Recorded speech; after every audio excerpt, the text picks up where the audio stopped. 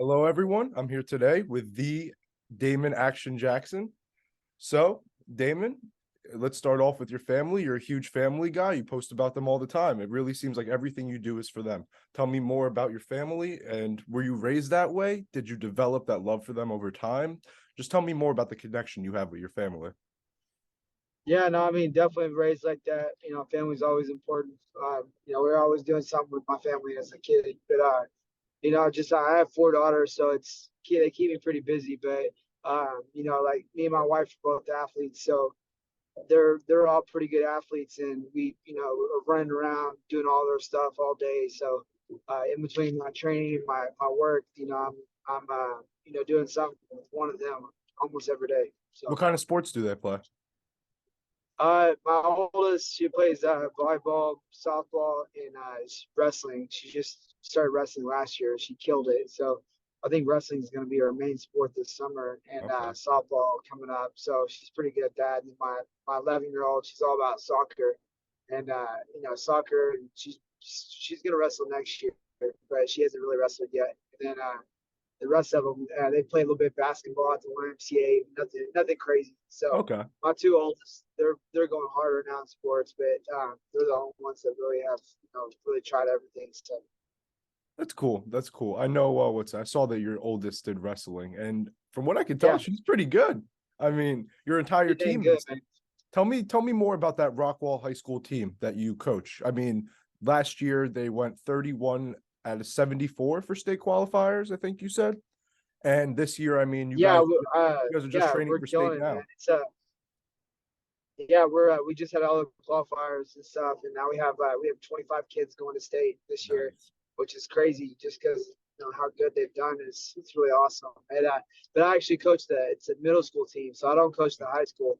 I coach two of the middle schools in Rockwall, and we practice 4 days a week, and they're very eager to learn, and they're working hard. So it's cool to be the one getting to show them stuff because I remember my middle school coach. Like, we're really good. I have a really good relationship with him still to this day, and my high school coach and college coach. So it's nice to be some kind of influence to them. So it's definitely it's nice to have them. Their energy is nice. Yeah, no, it's definitely great for them too to have someone like you to look up to. I mean, it's no better. You can't get better than being coached by one of the best. You know what I mean?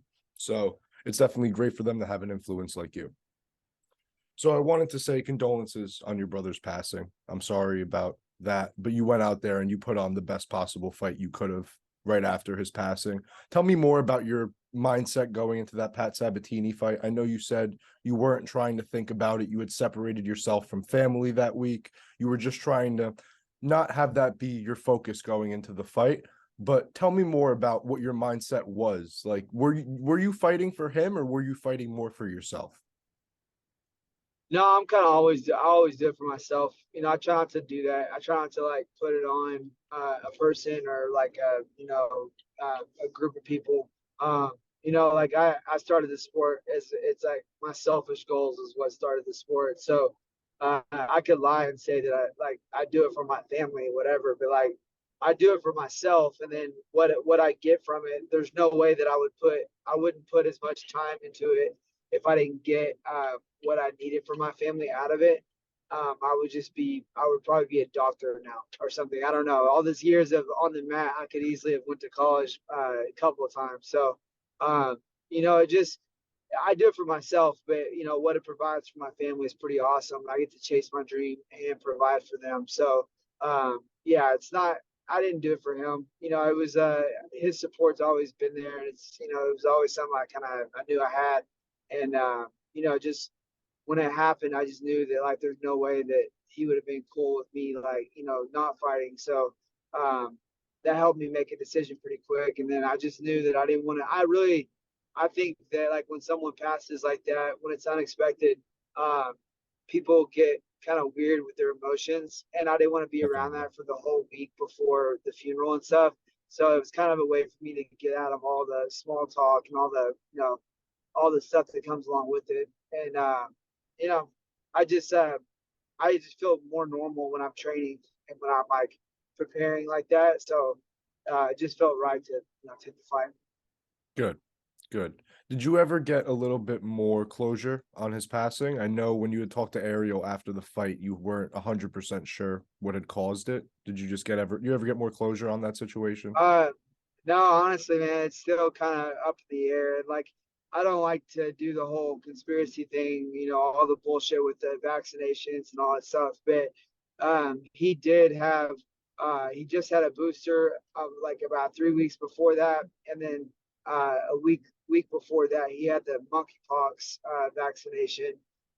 And he didn't have the healthiest lifestyle as far as like he was a little overweight. He had a good time pretty much every weekend. So it was something that he didn't it wasn't like he was like some, athlete that trained every day and some like crazy thing like that happened. But I mean, he was healthy. He was a 37-year-old guy, like, a little overweight, drank some beer on the weekends, like nothing crazy. Like, I mean, there's a lot of people that live that way for a long time. And Yeah. so it was kind of weird, but something, something did happen with his heart. That's what they came back with, but they couldn't really give like a, exact, there's no way they could like pinpoint exactly what happened, but Okay. it was something with cardiovascular for sure. Okay. I'm sorry to hear that you still haven't gotten the full disclosure on that, but it's good to know that you at least know the root of the issue. Yeah. I mean, at least it sounds like he really did enjoy his life while he was here. It seems like he was a fun guy. I mean, he always supported you, and it seems like he was a good guy. So tell me a little bit more Yeah, about, definitely. Sure. tell me a little bit more about your tattoo. A lot of my friends have questions about that. When we watched you fight, they wondered like, what's up with the tattoo on your back? Like they want to know, is it not finished? Like what's up with that? No, it's done. It's a done Mhm. deal. That's what I thought. When I was in high school, there was this one of my math teachers had this poster on his wall, and it was a math equation, and it was just the equal sign. And we like I never knew, like, at the time I wasn't ever thinking about tattoos or anything, but Okay. like, it was just like it can be greater than or equal to, but never less than. That was the quote underneath it, and I just always thought it was pretty cool. And that it's some kind of nerd math equation. I don't know. Yeah. Like, I don't know exactly what I was. Oh, that'd be a cool tattoo. Like that was kind of what I thought in my head. So I the was like, tattoo basically equals that quote. yeah, yeah. Okay. And Got it. I thought I always thought it was pretty cool. But yeah, it was just a small thing. Like, didn't really mean a lot to me at the time, but I just thought it was always a pretty solid, quote. And just I thought it was cool. Yeah, no, I definitely like it a lot more now that I know the backstory. I like it. I think it looks cool personally. I like the color it adds to your back. It's definitely a nice touch up. Some So people some there's been like I think it's at 6 or maybe 7 different people have sent me a picture of their back with the tattoo. So I think I think it's pretty funny. hey, you've Like inspired people. I had a couple, like there was like 2 people from Brazil, this guy from Japan, and then a couple of people from the US that had it done. I thought it was pretty cool, That's but great. on No, my that's fans, like, amazing. it's pretty funny. But Especially yeah. because they sent it to you too. They definitely knew that, like, you were the reason. No, I mean that. Yeah, I would never have known. Obviously, they Yeah. they send me a picture. They're like, talking to me before my fight, and just I thought it was cool. No, that's great. That really is hilarious. So you're into woodworking and you just had a beautiful new house built. Were you involved in any of the woodworking for that or at all, or did you have that independently done?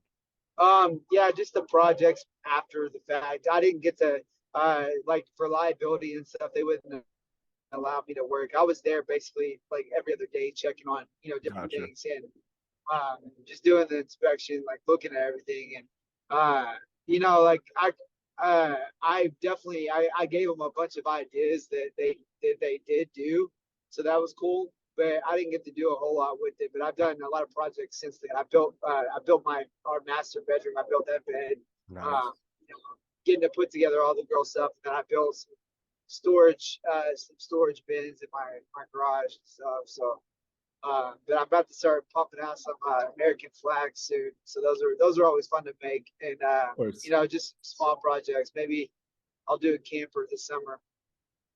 Nice, nice. I mean, it seems like you really know what you're doing when it comes to that, huh? Yeah, Making it's fun. beds, Just campers. I side mean, projects. Just getting to stay busy, doing something with your hands. It's yeah. nice. No, it's good. I mean, obviously you enjoy it. That's great. What kind of donuts are your favorite? Just plain glaze. Yeah, mine too. I love just regular glazed donuts. Do you ever vary it up or do you just go regular Yeah, old? I do like a cinnamon roll or a glazed donut. That's about it. Though. Okay. Okay. Yeah, I know. You talked about how like after a fight, like, you get the weight cut done and everything, like whatever, You you're chowing down donuts. You're just chowing them down. And then yeah, you I'm also always trying to make myself sick for days, and that way I don't want to eat more after that. you also said about the bacon cheeseburgers. You still chow down a bacon cheeseburger after a fight?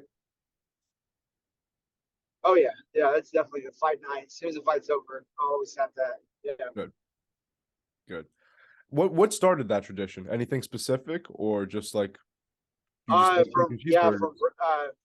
from wrestling, I would always go. I would just eat clean year round. But when wrestling season was over, that was my go-to was the bacon cheeseburger. So just whenever I started fighting, I was fighting more frequently. So I basically just made it that like my end of the fight game kind of thing, where I'm done with the fight's over, so I have that just a small reward.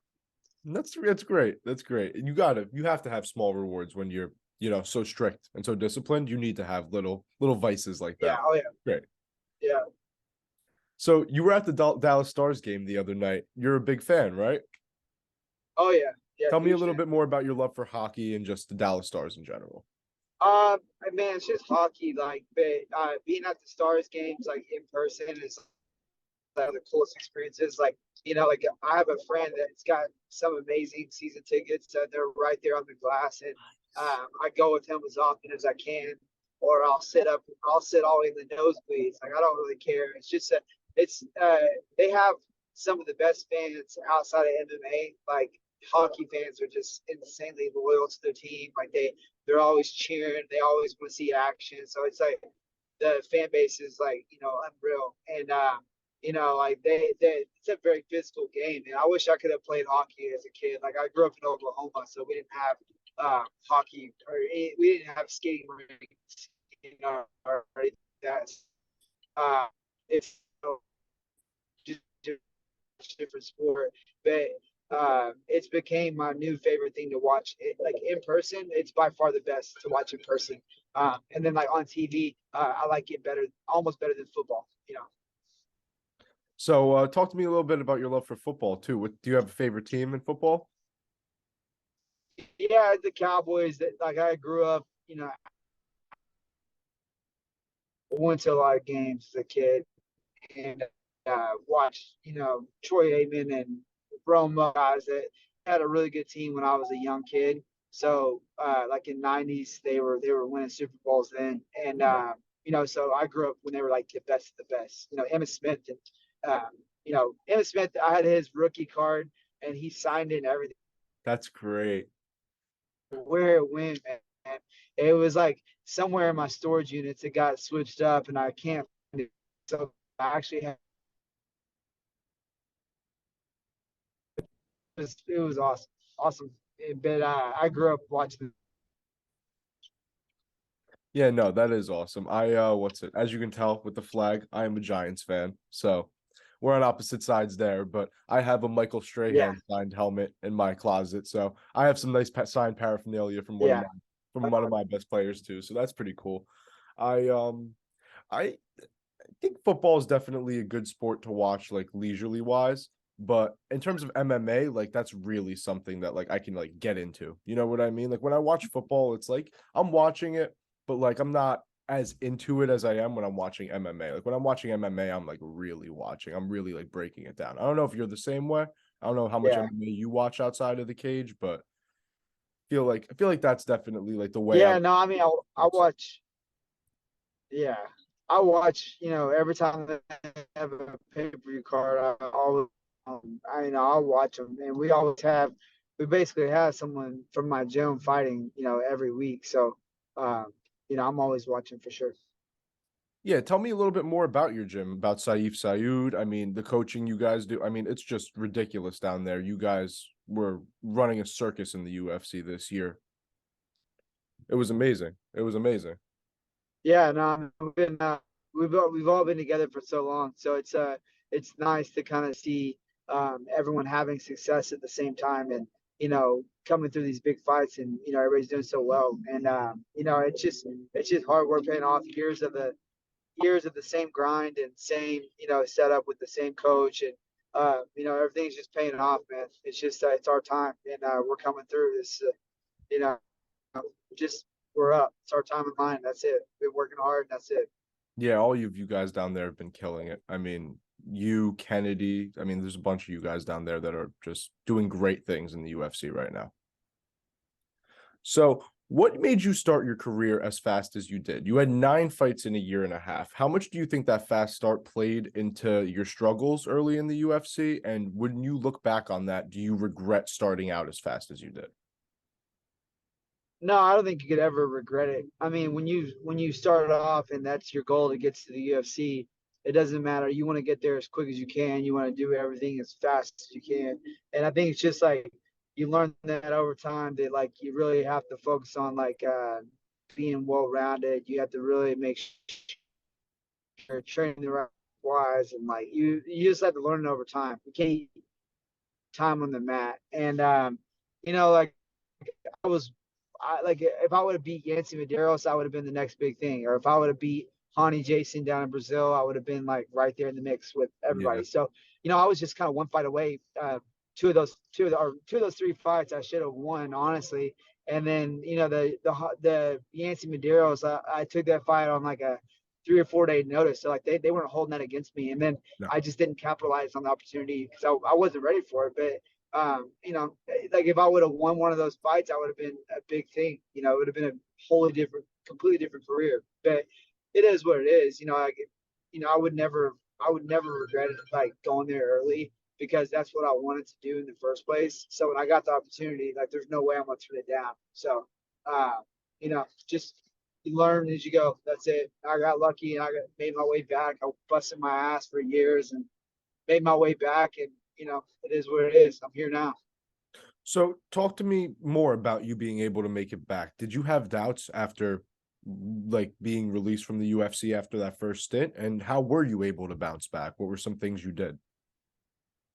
Yeah, I think that anyone that gets cut, from the organization is going to have doubts about their skill, and they're going to have like less confidence and stuff. But I just kind of always knew that I just started, and so like when I made it in, I had no clue that I was even in the UFC really. Like I didn't even realize that like how big a deal it was to get there and like everything. So when I made it in, I was still just like a young kid that was just learning everything. I just kept going to the gym, learning jujitsu, learning kickboxing, learning boxing, like learning as much as I could.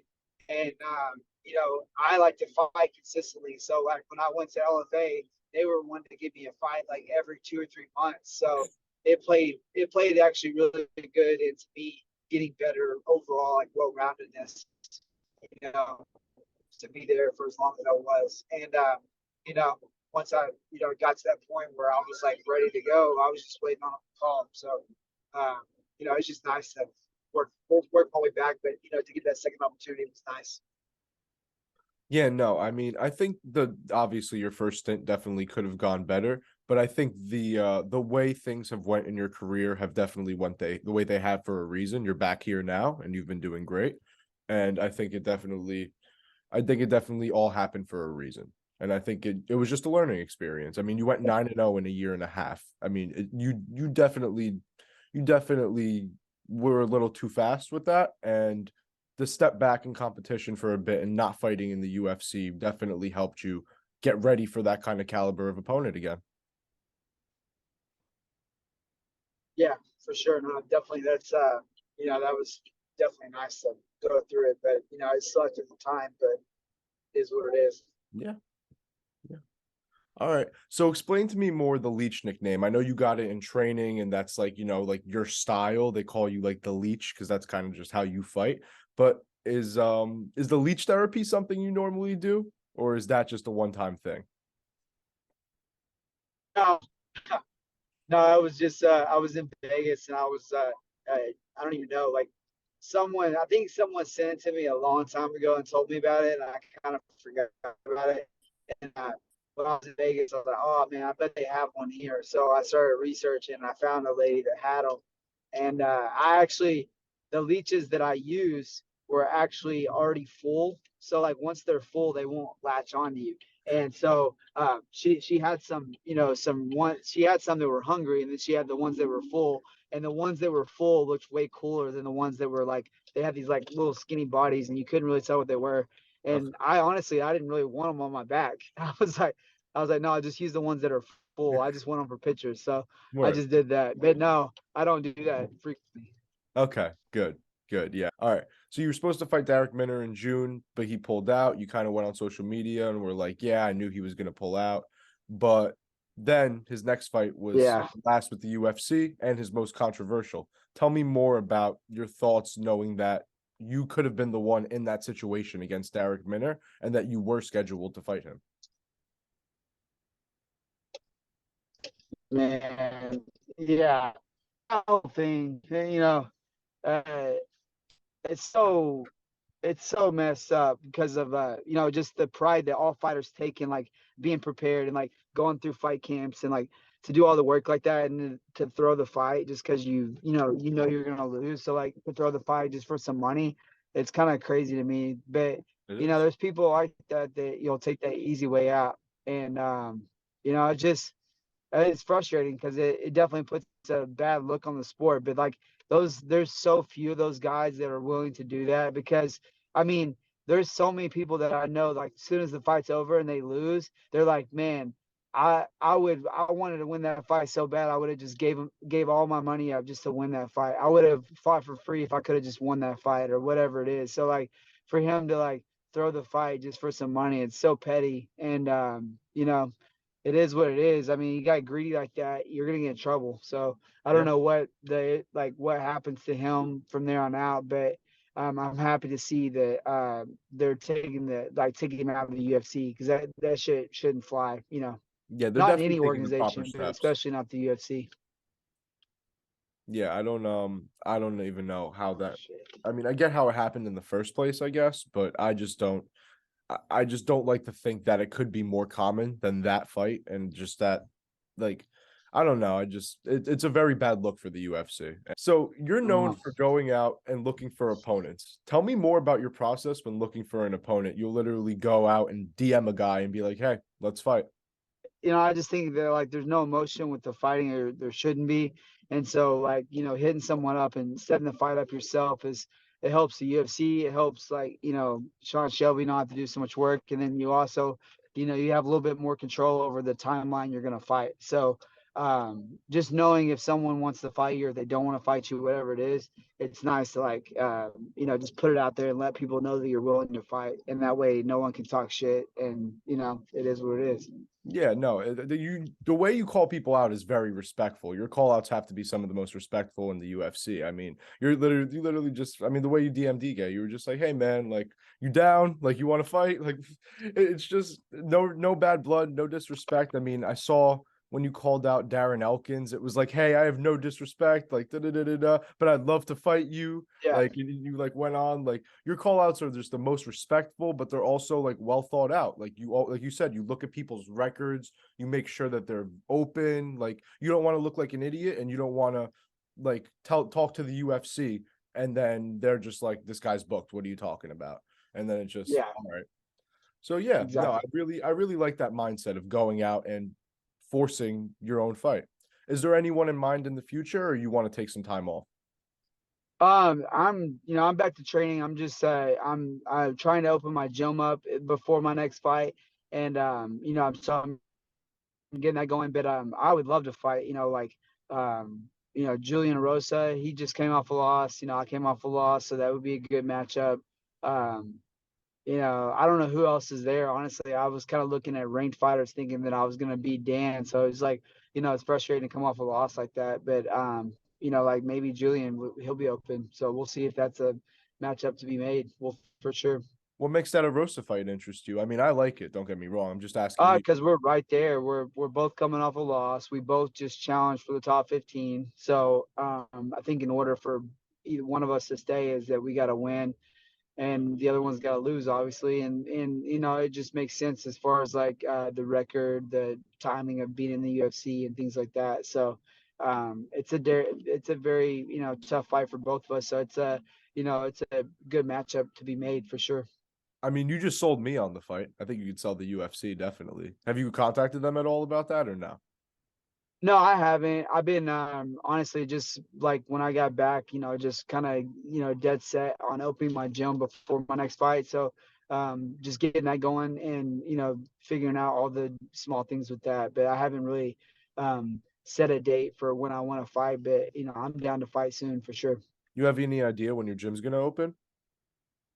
No, I would like to do it before my next fight. So if my fight's in 3 months, I would like to do it in the next month or so. So Can that's a can you like open it whenever, or are you just like are you waiting on I certain things? could have opened it right before my last fight, but it just had so much going on training wise, and I was in the middle of wrestling season. So my wrestling season ends this weekend for my coaching part of it, and then I'm back in the gym as far as like training already, and like so I can open it now whenever I want. Nice. Okay. Good. Uh, so let's talk a little bit about the Dan Ige fight. I'm sorry it obviously didn't go your way, but I mean you're still a great fighter, 5-2 in the UFC. I really don't think that it's just a bump in the road. That's all it is. So tell me more about that performance. Did he come out better than you expected? Did you come out a little flat? Just tell me more about how you felt in that fight. Yeah, I mean, I don't know if it was the way he was standing or what. I just didn't get a good read on my wrestling, which was it threw me off quite a bit. So the wrestling being like an issue with not getting in on a shot, not being aggressive enough for the shot. I think that bit me in the ass. But overall, like I expected him to be ready to go as far as his boxing and his movement and his mindset and stuff. So I knew it was gonna be a tough fight, and I definitely. Like I don't like to sit here and go back and forth about making excuses for anything, but like whenever I shot in and then he came up with his hands and got me in the eye, that really threw me off. And my eye, like the bottom half of my eye, was just kind of blurry. I could see out of the top part of my eye, but the bottom part was like blurry, and it still burns to this day. But it's all good. Like I've healed up from it for the most part. Like I've just been putting drops in there and stuff, and medicated drops, and it's been good. But like that eye poke really messed me up, and then after that I was like I already was having a hard time getting the wrestling done, and then that happened, and then I was like completely off my game, and just wasn't ready, man. It sucked, but just It part of happened. it. Like it definitely it just sucks because his boxing was perfect. His movement was good for counter wrestling. He was very well trained for that fight, and he was prepared for sure. Yeah. Yeah, no, he definitely came in sharp, but I was wondering, I'm not gonna lie, when I was watching the fight, I was wondering why you weren't wrestling more. I figured you would go in there and try to wrestle more. So when you weren't, Yeah. I was definitely interested why, but it makes sense that you couldn't get the read on your wrestling. Yeah. How are you taking the loss? I mean, it seems like you're taking it very well. Like you've lost before, so I just want to Uh, like yeah, I don't have time to be depressed or anything like that. I've got 100 plus kids mm-hmm. in the wrestling room that are seeing me every day. I see my kids every day. My wife's there every day. Like, like I go to the gym and people talk about it, whatever. And I'm like, I get thrown in my face like the next day. I don't wait around and like wait out for a few weeks and then magically start going back to the gym. Like I go back to the gym the Monday I get back. So Gotcha. um, it's like I'm around it every day. So it's like you either gonna accept it and move on, or you're gonna be, depressed every day. Like it's no way to live. I don't have time to be like that. So it is what it is. Like it fucking sucks for sure. Like to think about it, I literally think about it all the time. But like, just gives me more more pressure to perform on the next fight, more just awareness that, you know, at any point in time you can lose a fight. So, you know, you got to go out there and be ready to go. That's about it. Yeah, definitely. Always have to be ready to go. Have you talked to Dan since your fight or no? Yeah, no, after the fight, I was like, hey, man, great fight, great performance. And, you know, he was like, said the same thing, you know, and I was like, I don't know. It was real short like that. You know, just nothing crazy. Just let him know like that he did a good job, whatever, and congratulations. And that was about it. And he responded back to me, and you know that was it. We didn't really have a conversation after that. We didn't really have a conversation a lot before that. I basically told him that I would love to fight him and to challenge a top 15 guy, and he was like willing to do it. And then we went to Sean and we got it set up. And then after that, we never talked again. You know. How quick was it from texting him to getting the fight set up? They were kind of bouncing around with the idea of him having to fight Ilya because Ilya was trying to fight Bryce, or maybe he was trying to fight. I don't know what he was doing. He was trying to fight, He was or bouncing for a someone couple fell out. people. Someone fell out, and Mobsar fell out. yeah, Mobzar fell out, which he fucking falls out all the time. And so he fell out, and then Ilya was like looking for a fight, and they were like, "Oh, we're gonna book Dan and you 3 weeks from now, or something like that." And I guess he said something about making weight again. So they're like, "Well, you know, we can't have you fight until this day." And then so Dan said he was out and he couldn't fight me. And then he messaged me after that and was like, "Hey, that fight's off. We're still trying to work on me and you." So he got the fight, you know, he got it made and whatever. But Nice, nice. yeah, it was yeah, just super chill. So I talked to Mike Davis yesterday, lightweight. So he told me he knows about some instances where people in the UFC are pulling out of fights even though they're not injured. Do you know that that happens commonly at your weight class at all? Or That's why I was annoyed with the whole Derek Minner thing. You know, I was like, oh, this guy's like full of shit. He just doesn't want to get cut. yeah, Because that was his thing, is he was coming off like one or two losses, and they weren't impressed with him. And can't you know, avoid he it now, just, huh? yeah, I mean, it just yeah, people doing that all the time because they want a more favorable matchup. But I'm like, you say you're hurt, so that means that you got to be out for a period of time. So it's like, for, you know, you're going to be out a period of time, and then, you know, like, who are you going to get next for your matchup, Yeah. you know? No, yeah, it makes sense. It definitely makes sense. All right, Damon. Well, that wraps it up for us. I want to thank you for coming on and talking to me. I really enjoyed our time and hope you have a great day. All right, man. All right, Be good. later. Be safe.